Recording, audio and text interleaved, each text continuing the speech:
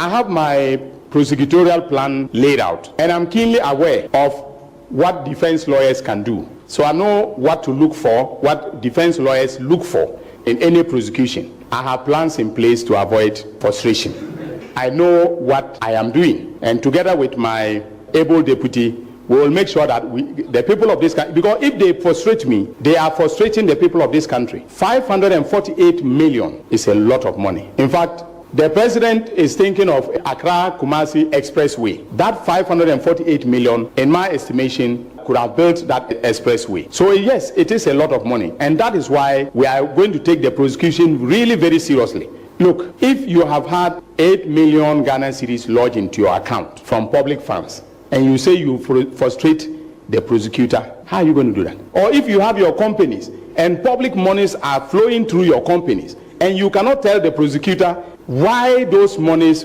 were being transferred to your company and they were being used for private purposes, and you say you frustrate the prosecutor. Well, they should come with all the technicalities in the world. We are waiting for them in the courtroom. This is going to be a different ball game altogether. I'm not bragging, but it's going to be a different ball game altogether. The meaning of oral is Operation Recover or Loot. And so once we institute a prosecution in the context of oral, recovery is an integral part of it. We may not be able to recover everything, but we will certainly recover funds for this republic and for public use.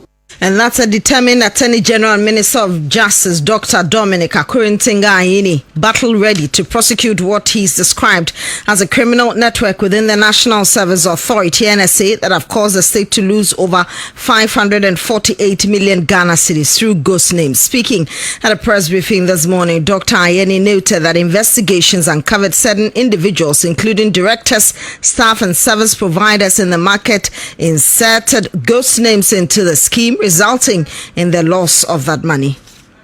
In or around February 2022, the management of the National Service Authority announced the introduction of a digitalization system which they claimed had saved the country some 112 million Ghana cedis through an app known as the Metric app, which allegedly combined facial recognition technology and identity card checks for verification and validation. The NSA, that is the National Service Authority, had blocked the enrollment of some 14,027 potential fraudsters on the scheme for the 2021-2022 service year. Despite these claims, when our current Minister of Finance, the Honorable Dr. KCL Atuforsen, ordered a head count of all National Service personnel as a precondition for the disbursement of arrears of allowances payable to the personnel dating back to August 2024, it was discovered that around 885 were ghost names. Our investigations have revealed a sprawling criminal enterprise whose network covers the entire country. This criminal enterprise was run by top-level executives of the National Service Authority and their accomplices in the private sector, known as vendors or service providers. This criminal enterprise resulted in the siphoning of huge sums of public funds into private pockets.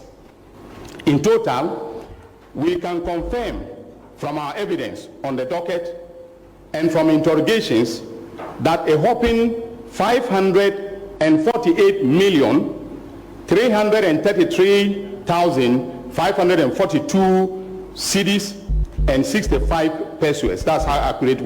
It was established that a total of 587,543 personnel were to be submitted to GIPS for payment of allowances.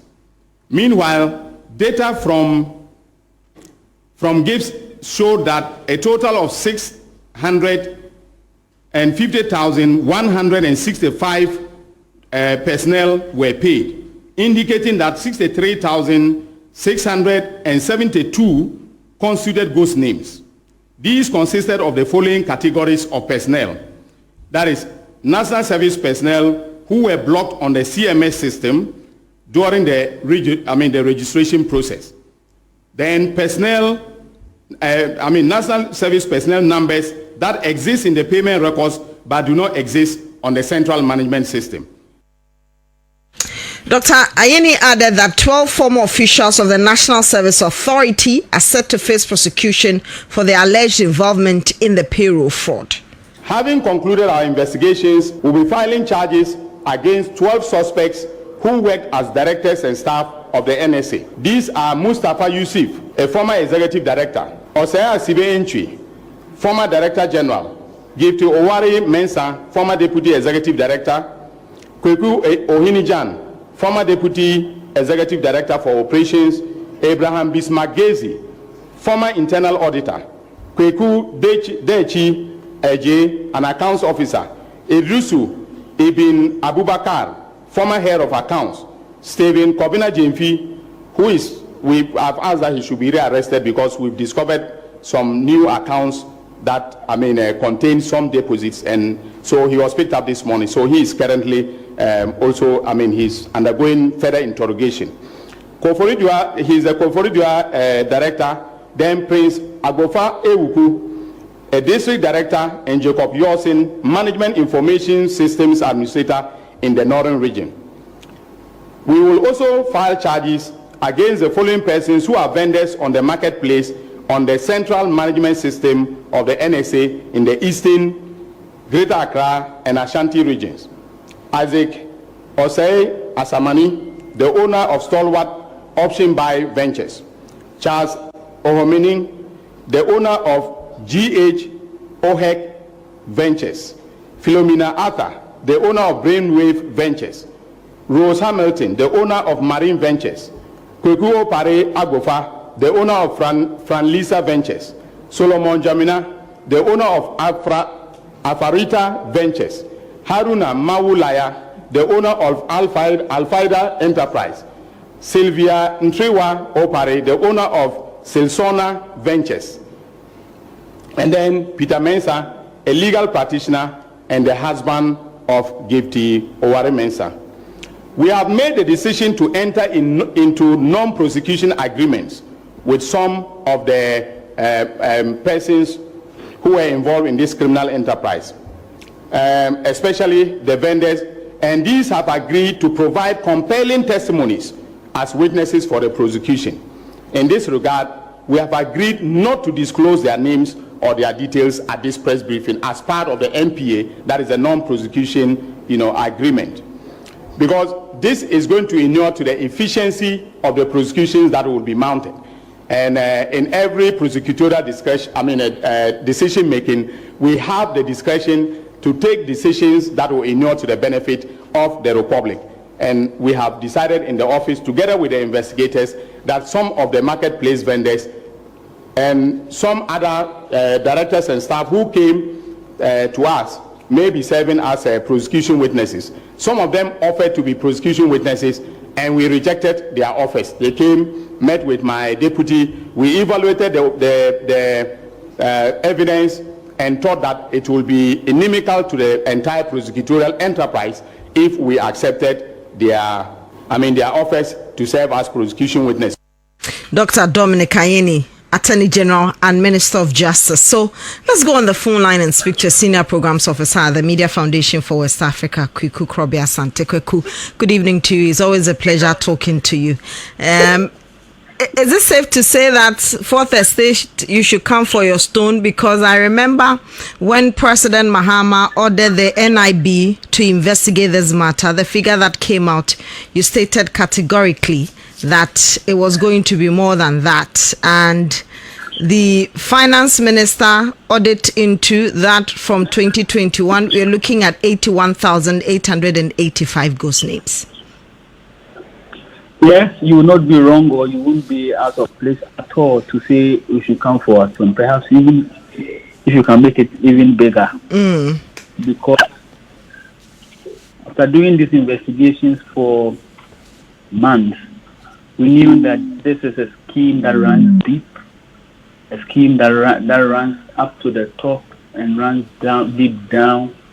A lot of people were involved, some of whom were top officials, some of whom were just vendors, some of whom are not even workers of the National Service Authority. And so, yeah, we knew what we had seen.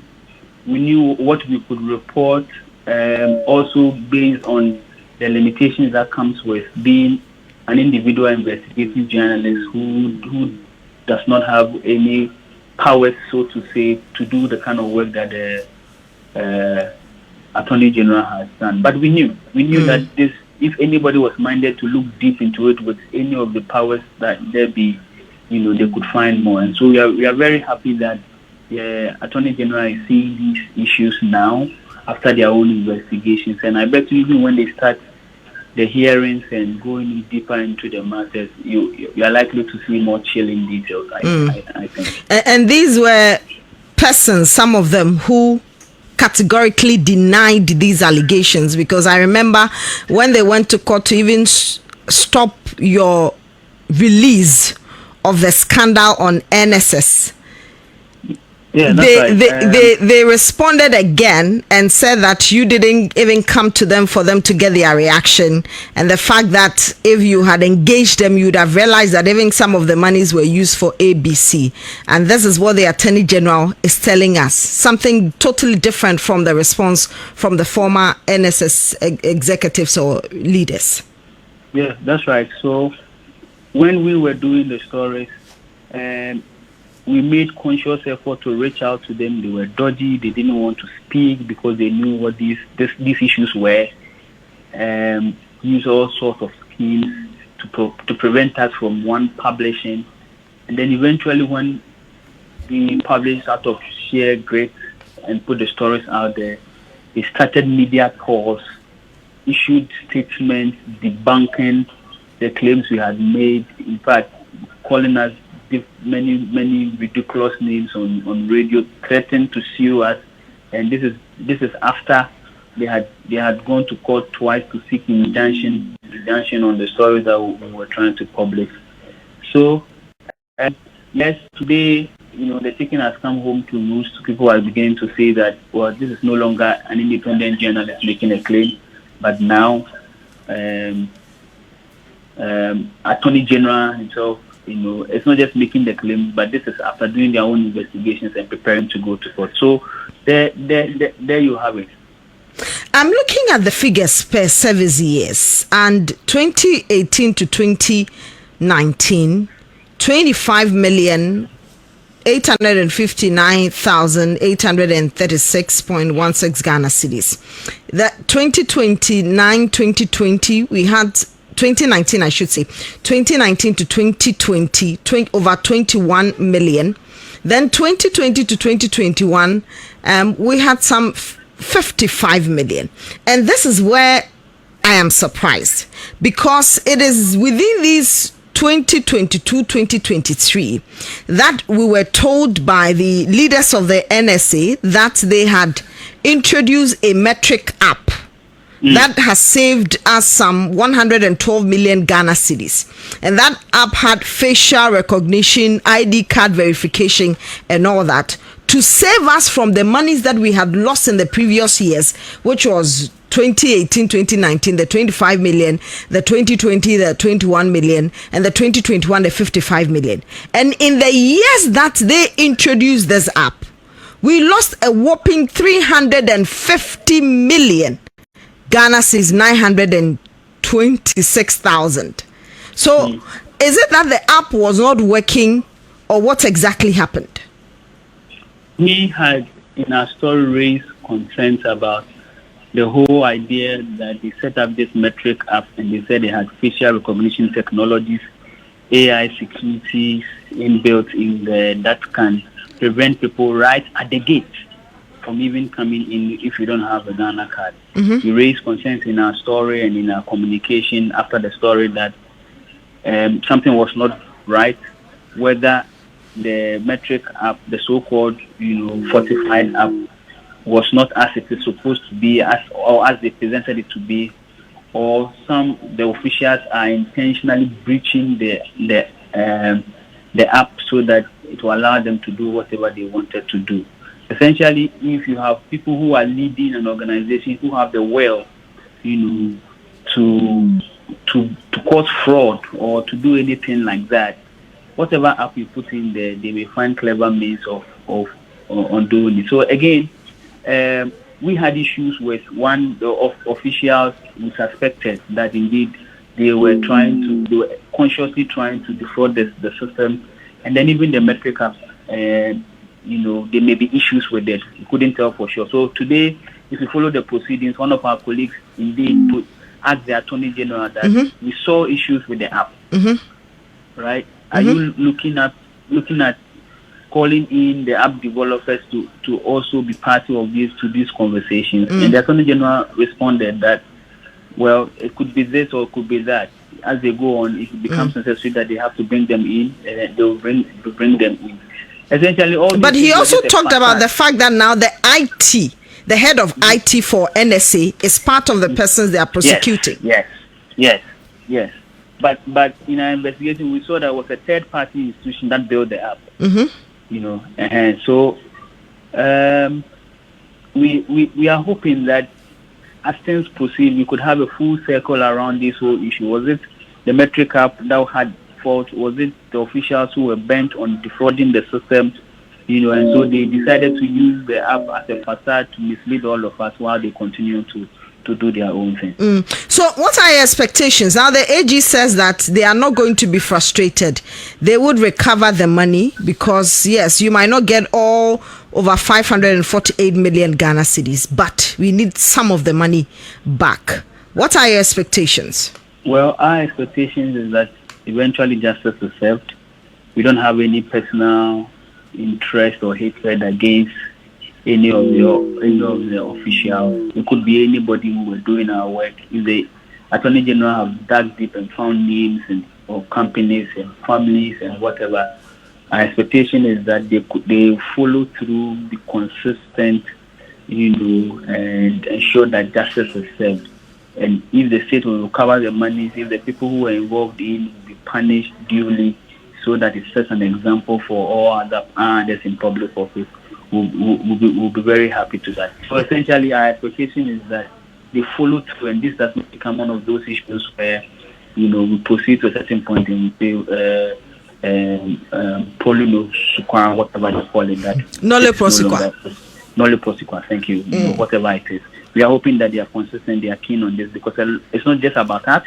A lot of Ghanaians are very much interested in this because almost all our family members have gone through this. We have little children, daughters, sons, brothers who are also still in the system, and we need to sanitize it. And it's essential that they're able to go through this and ensure that justice is served. Well, the AG has assured us that this is not going to be the usual thing. They are determined to go through. So we'll hold him up to his word on this.